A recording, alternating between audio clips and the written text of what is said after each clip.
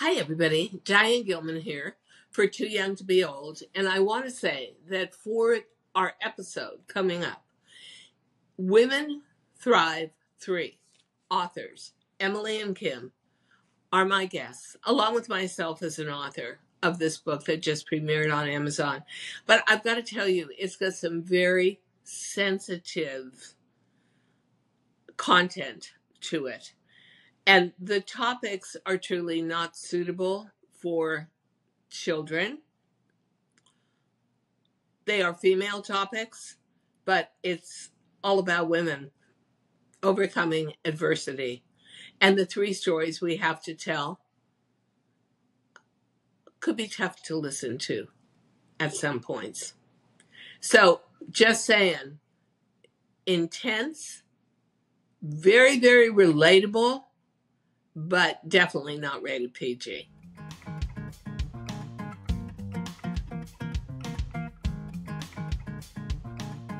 Hi, everybody. This is Diane Gilman, formerly known as the Queen of Jeans, but now the proud host of my podcast, Too Young to Be Old, which also is the title of my second book. But this is a very special edition because I just wrote into my 3rd published piece, a book called Women Thrive, Volume 3.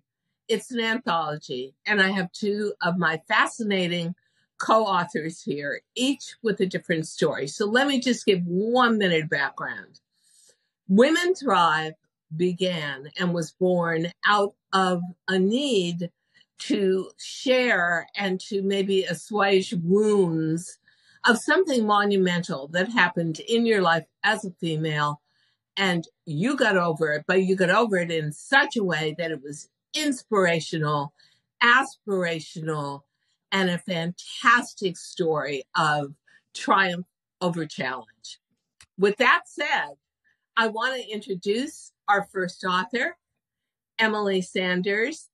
Okay, Emily, gorgeous, right?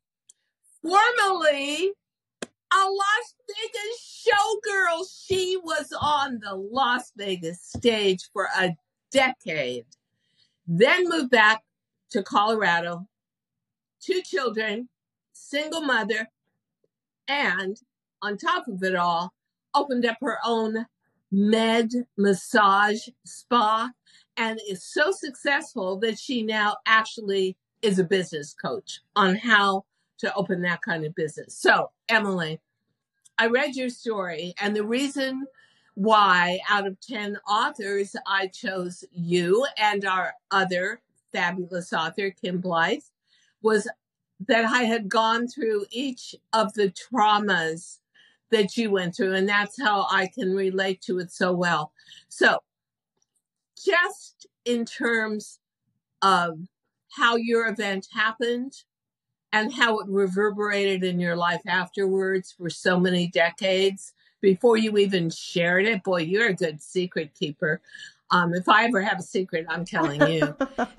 Give our audience a little idea of what happened, how it happened, and how it affected you, and maybe most importantly, how writing your chapter of Women Thrive 3 anthology again changed your life and your attitude towards your trauma. Yeah, absolutely. Well, thank you so much for having me. You know, it was something that I did keep very close to, close inside me, that I didn't want to tell anyone. It wasn't something that I thought would really impact me over the years. But for a course of 30 years, I did tell some people in my life, and I thought that I had done the work that I needed to do. It was a sexual assault in my teens. So I was 16. I was at a college party with a friend that got kind of lost in the mix. And then this guy who came over and started charming me kind of came in and swept me off my feet and then took me to a room, and I was raped. And so it was just something that I thought for years did I do something to make him feel like he wanted to do that? Or was this something that I had provoked and everything? And I had tried to talk to counselors and that didn't work. I had tried to talk to some people and it just kind of felt like something I needed to just handle on my own. And if I just kind of forget about what happened and try to move on with my life and be a showgirl and that kind of thing, I'm just going to move on and, still have love and still have marriage and still have kids. But everything seemed to just fall apart in some of those ways. And I never knew why until COVID hit.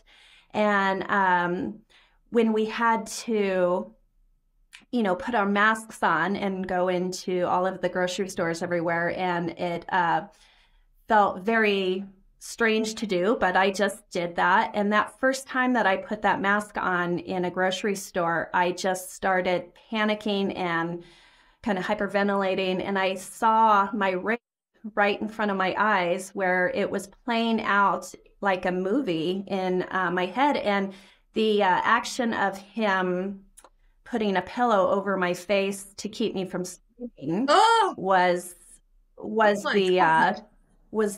the kicker there. I just couldn't understand, it was 26 years later, I'm having this breakdown and this meltdown in this grocery store. And a woman came over and helped me and she brought me out to my car and I went home, never buying any groceries for my kids or anything. And I just sat on the couch thinking, what in the world just happened? Why did this happen? And so a friend of mine who is a counselor told me to start writing about it. And she said that writing the story and trying to remember everything that happened will bring you some peace in that. And you have to, look at it head on. And I started writing about it and a lot of things subconsciously came up and really did help me through a lot of things, those missing puzzle pieces in my life that I felt were just something that I was never going to figure out, these puzzle pieces. But writing about a rape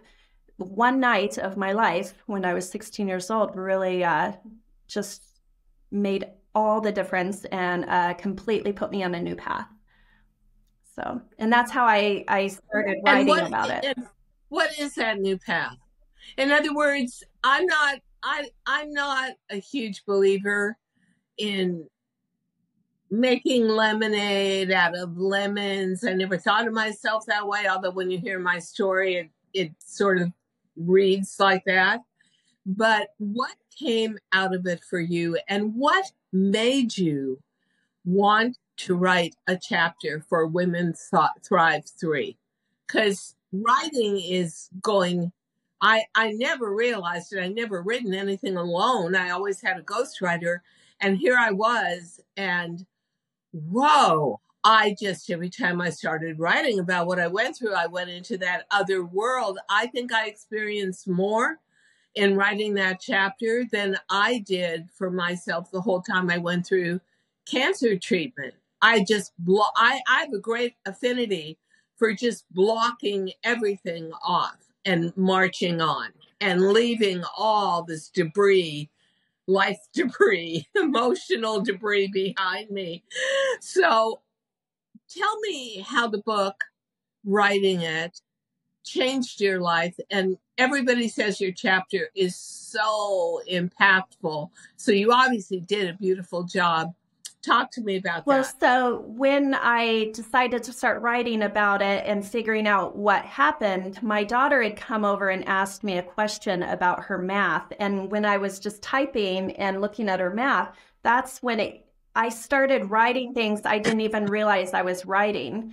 So that subconscious, secrets all started coming out when I wasn't paying attention. And it was basically, in short, that I had given up a dream to be a model. I had written down that I didn't realize that at that time I wanted to be a model like Kathy Ireland. And because he had made me feel so worthless, I just gave up that dream. And I just sat there and stared at that and said, where in the world did that come from? I couldn't believe I wrote that. And then I kept thinking, that's right. I wanted to be a model and I never pursued that. And all of a sudden everything came to light that I needed to try to do something like that. Now, was I going to be the supermodel? No. But this is something that I've been able to do since then, and start just doing photo shoots. And I competed for Miss Colorado and I won that. And then I got to do more photo shoots and all those other things. So I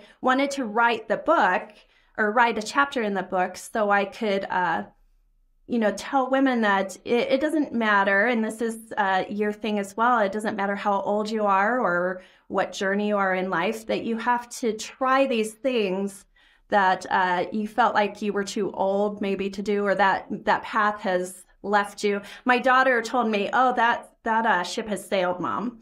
And I told her that ship has not sailed because I haven't even launched that ship yet. And yeah, the ship is still docked. What are you talking exactly about? So I just kind of, you have to, and my body in the right place? No, I wanted to, so I started kind of working out and trying to figure out what I needed to do to accomplish that dream. And I think even when your body is not, if we're all going to wait until our body is the right way, we're probably never going to do it. We're always so, critical of what we look like, or just not wanting to jump in because it's not time yet. Well, it is time. Just jump in, have no fear. And that's what I wanted to do with the book. And I didn't realize how writing the book, I had always written about it, but I never wrote the details. And so through this process with Women Thrive, as you know, it was very intensive, to where they really nudged us into the direction of detailing all of our experience. And I just decided one night to start detailing that. And that was another milestone for me, because I never really thought of those details of everything he did. And, rape is something that's just thrown around, politically. They'll throw it around like it's just some unfortunate event that a woman went through, but it is something that detoured me from a path that I wanted to take 30 some years ago. Yeah, and so it's so.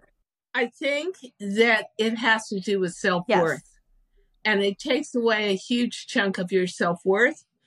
And then you don't feel you're worthy to go ahead with all these other events. 100%. And I definitely went through that when I was 16, and it was my first sexual experience, in a car, under force. And it was like, so, ugh. Yeah. And just no emotion, nothing positive, feeling overpowered, feeling backed into just acquiescing to do something that's supposed to be so meaningful. And all you see is, it's so meaningful, it's so beautiful, it's so incredible. There'll only be one first time, and it's like, this was it. This was it. Yes. And too.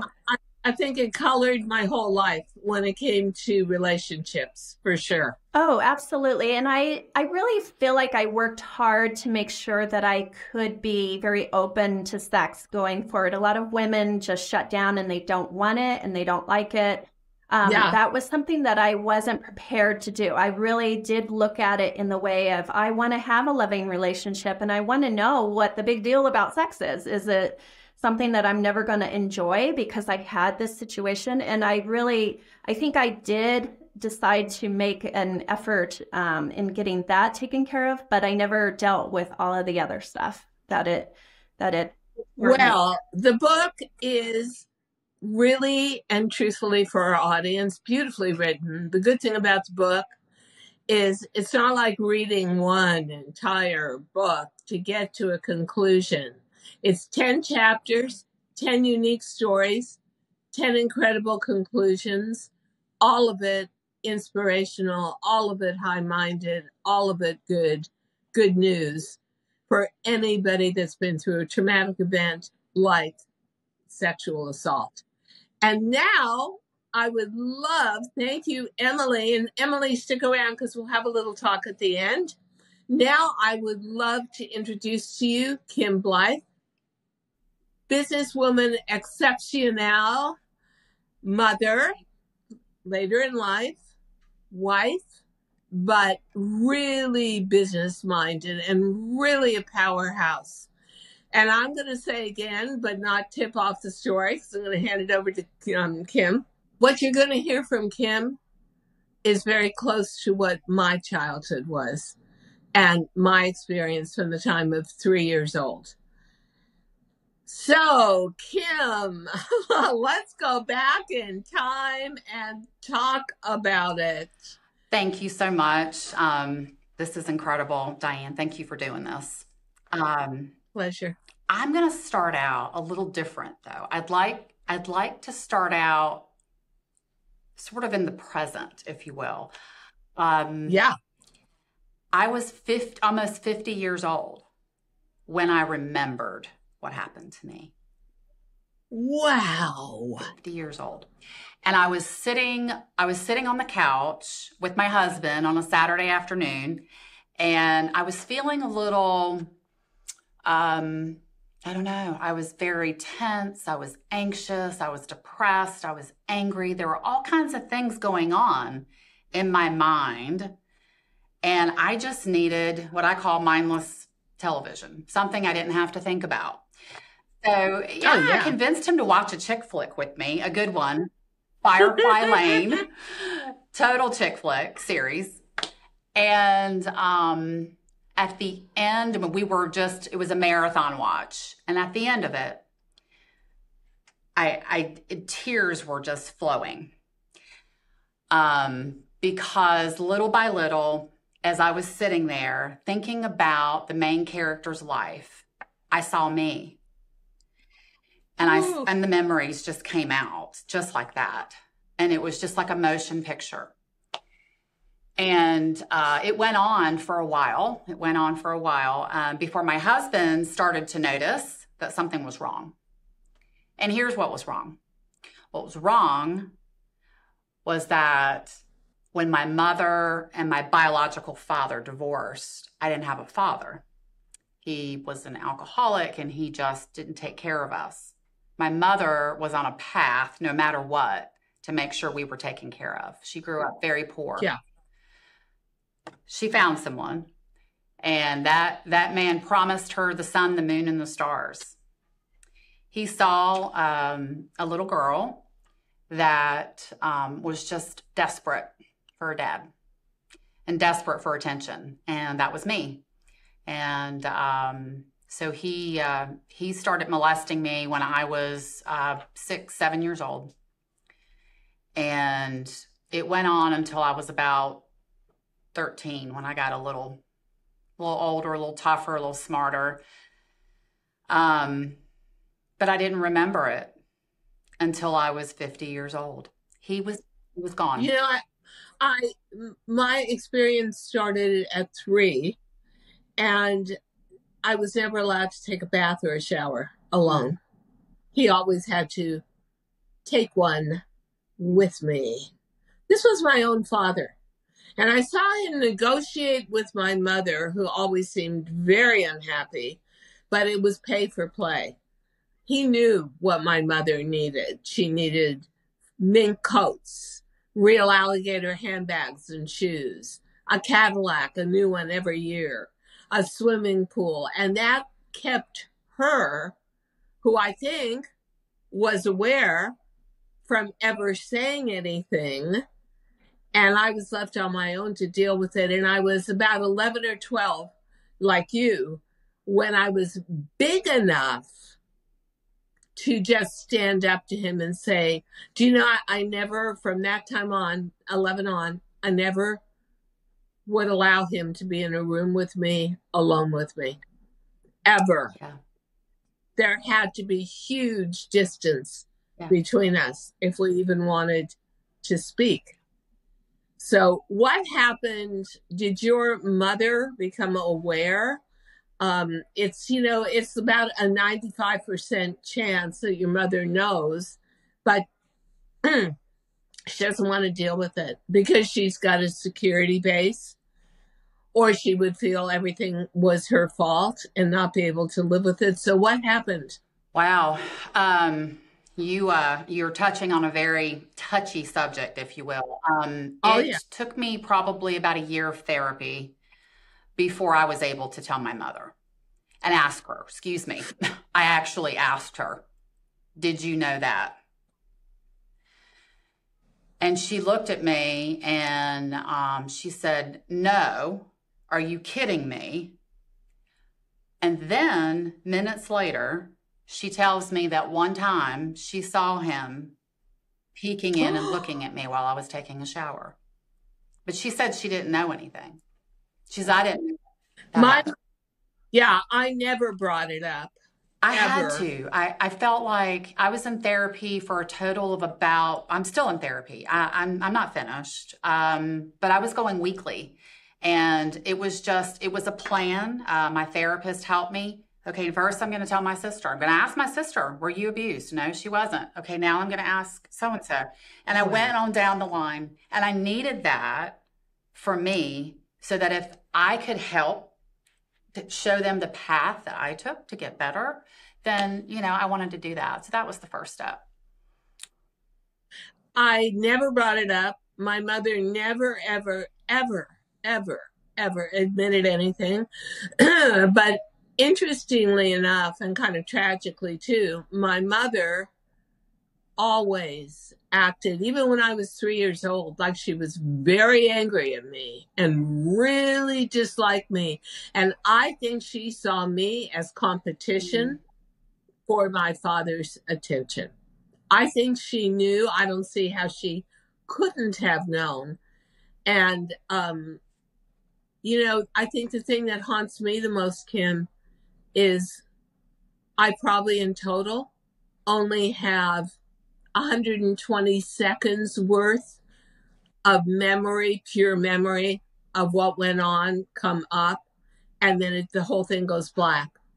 I have blocked out the majority of it all my life, and I'm going to ask you if this is something you want to share, but it definitely affected my relationships with men my whole life. And I only once in my life found someone I really, really trusted and felt would never hurt me that way. For me, my father deeply, deeply hurt me and really scarred me.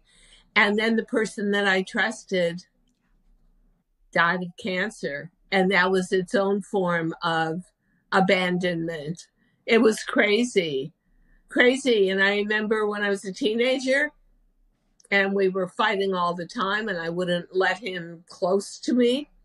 One day he threw a knife and it missed me, and I got the knife and I threw it back and I pinned his hand to a kitchen cabinet. And I said, you know what? Blood is not thicker than water. You two be happy together for the rest of your lives. I walked out of my house and never saw him again. Oh, gosh. Yeah. That's horrible. And felt like I was running my whole life, running away from him.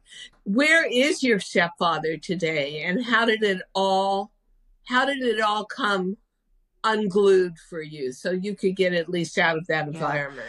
So, I did everything in my power. I mean, I was very independent and I was determined I wasn't going to be like my mother. I wasn't going to be in that house much longer. There wasn't going to be a man who was going to support me.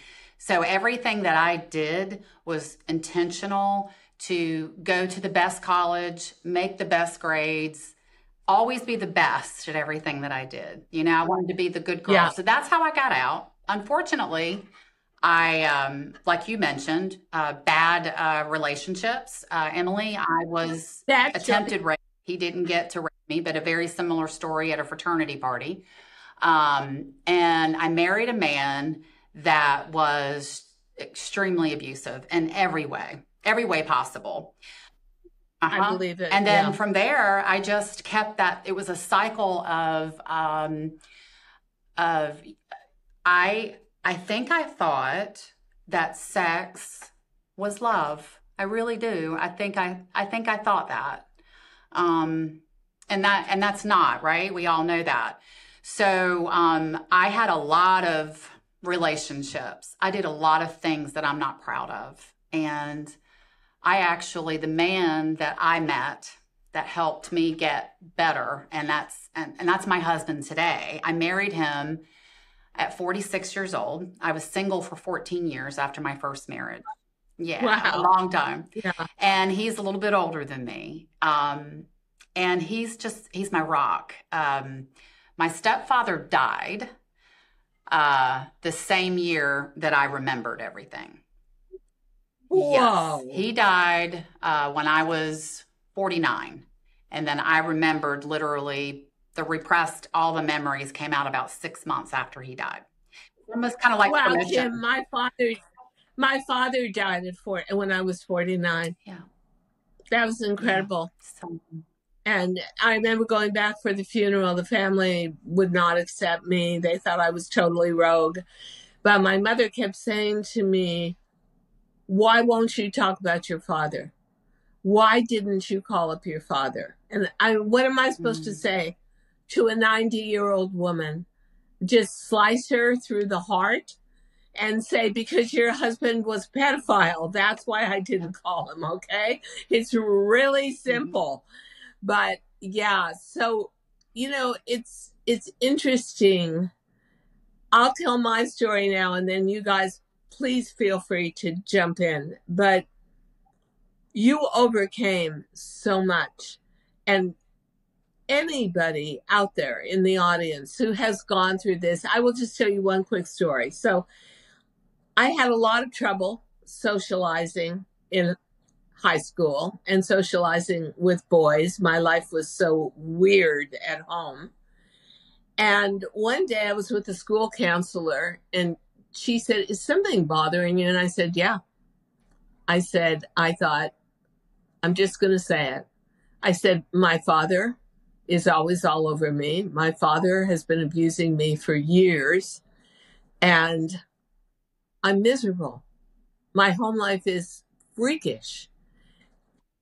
So instead of saying, oh my God, Diane, you're such a good student, you're always on the honor roll, let's get you to a psychiatrist or a psychologist, let's help you, she called my mother and father in front of me and said, do you know the lies your child is telling about you? Oh, in the 1950s, this was not something you ever said or admitted. And then, of course, I went home and, had, pardon me, audience, the shit kicked out of me multiple times. And another barrier and another wall and another bit of hatred, cemented into the home life. So it was very tough. I mean, at least today you can talk about this stuff.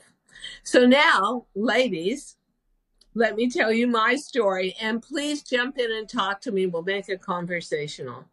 So I went through that form of incest. I went through teenage first sexual experience. And I felt my whole life that all I had that I could trust was my talent. So I made my talent my child. I made my talent my best friend. I made my talent the most treasured thing I had. And I did really well in fashion, but I skyrocketed at the age of 60. That is just unheard of in an industry that's so youth obsessed, as much as I had that same experience, interlocked on network television, HSN and QVC. So I'm cruising right along, and I'm number one around the world, and I'm jetting here and going there, and parties and wardrobe and makeup and hair. And oh, yeah. What about that horrible pounding pain in your left breast? Oh, it's nothing.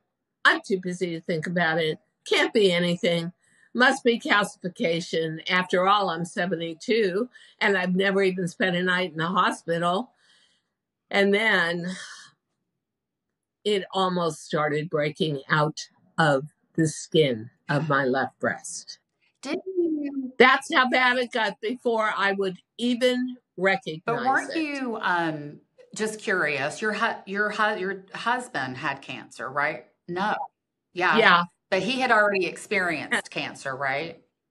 He He was was gone. gone. He did not Okay. survive. So that happened. He left this earth when I was Okay. 47. And now I'm 72. It's still in my mind all the time about how brutal it was for him. And I think my biggest fear in life was chemotherapy, really biggest fear. And by the time I got to a doctor, it was stage 3. It was spread between 2 breasts, and each breast had a totally different kind of breast cancer. Thank you for that. And I got into the treatment, and I remember I was just the night before chemo started, and they said, we're going to have to give you the strongest chemo for the longest amount of time your body can tolerate it. I mean, the terror of having to face something that I had been obsessively morbid about my entire adult life just was, I thought, Jesus, what kind of karmic punishment is this?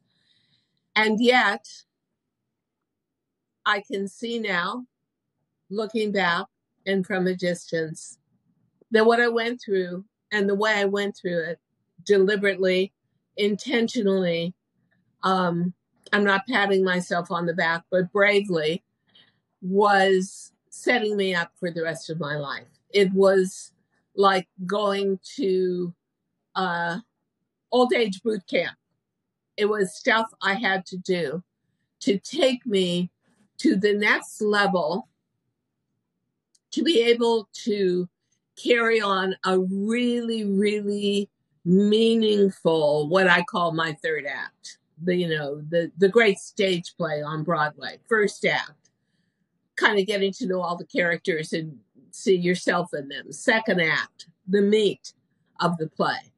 Third act, everything, the great big song that is the finale, everything comes together. And I wanted that, but I didn't know how to get there. And everything the night before chemo, I remember saying, this is not a dress rehearsal. This is the real deal, and you're never going to get another chance at it. You have got to change overnight, literally. You have got to be your very best self. Everybody hates a cranky, bitter old lady. You've got to be the sunshine that walks into the chemo waiting room. You've got to be the patient that everybody looks forward to seeing. And you've got, and this was something that I had never seen in myself before, you've got to strengthen and bolster and nurture women you see in that waiting room falling apart and let them know it's going to be okay. And I had incredible friends who helped me. It was interesting who became those foundational friends, and a lot of people that you have to discard because every time you see them, you see that look in their face. You can read it, and it's, you're going to die, because everyone dies from cancer. And I couldn't have that around me. I had to have people that believed in my future around me. So it set me up for a much happier life, a much more honest and authentic life, a much more productive life. And I call my chapter in Women Thrive, anthology number 3, From Pauper to Princess. And the reason why I do that is 2 things. And I'm not going to tip off the big moment in my chapter, but let's just say that I was always living in an ivory tower. And if you are a fashion designer, pretty frivolous industry, honestly, and you live in Manhattan and you live in an ivory tower, you don't have to have much that touches you. Your whole criticism is what you put out there to the public. Do they love it? Do they buy it? Do they not? And if they're buying it, you're on top of the world. And I had and met people surround me in that chemo area that were from every walk of life. And I would see them and they would be looking at me and they'd be scared of me and they'd be wondering, like, is she going to be nasty? Is she going to be snobby? I went out of my way. I bought them little donuts for the morning. I went out of my way to make everybody around me happy, which is definitely not the fashion industry or television either. And I know this is going to sound so corny, but it's really true. I think for the first time in my life, I got in touch with my feelings. But writing this chapter, I had really walled myself off from all emotions, never cried, never blinked a tear away while I went through everything, including a double mastectomy. And then I was watching television the other day, about 3-4 weeks ago, and suddenly there's Kate Middleton, the future Queen of England, sitting on a park bench in jeans. I designed the DG2 jean. So she was dressed like every woman. She was dressed not like a princess, not set apart from the people, but like one of us girls. And she announced she had cancer and was going through chemotherapy. Then one of my idols on television, Christian Amanpour, who runs CNN Europe, is a lead anchor, announced she had breast cancer and was going through chemo and going to try to go on working. And then yesterday, one of my other favorite CNN anchors, Sarah Seidner, announced that she's been out, not for holiday, but because she wants the world to know she has breast cancer and she's about to have a double mastectomy. Oh, it's hard to talk about it. She started crying. I was crying. And I realized it didn't matter if you were a princess or a pauper. If you were the best news anchor that television network TV ever saw, or you were the best designer that this audience bought from, like me, that cancer was such an equal opportunity disease. And so many of us are going to experience it. And then I knew that I had to devote my life to giving women strength and making them feel better. Very powerful. Now, I would say too, Diane, that I've always been successful. Always. That I own a business. I'm a sales leader. I'm a coach with sales within the organization, and I realized that after I started writing and really getting in touch with who I was. Thank you, Ray and Paige, for pushing me. Right? Yeah. You know, it's made me now not have those same desires to be the best, but just to feel and to be present and to love and to spend time with people and not be so about what am I going to do next for my career. I was similar, Diane, just in a different way. And now I feel there are those big events where, and this is what I want to say to the audience before we wrap up this podcast. There are those events in your life that look like they could be life-ending or life-shattering. But in fact, you can make those the finest moments of your life. You can make those the events that elevate you to the next level, that give you a more universal empathy and understanding and joy of life. And so the book, although it is about personal tragedy and things that happen to you without your control, that you feel you either have to bury or you have to work through, that happens to all of us. And I'll bet you every single one of you out there has had a moment like that in your life, and here's what to do. Darkness always precedes light. I came out of a very dark place from breast cancer into the light. I would never love and be so grateful and appreciate every moment I've got on this earth and want to do something great with it for everybody else to make them happy if I hadn't gone through that. So if you are in a situation where you feel dark, depressed, helpless, you're not helpless. And you'll be amazed at how many people will want to support you and guide you.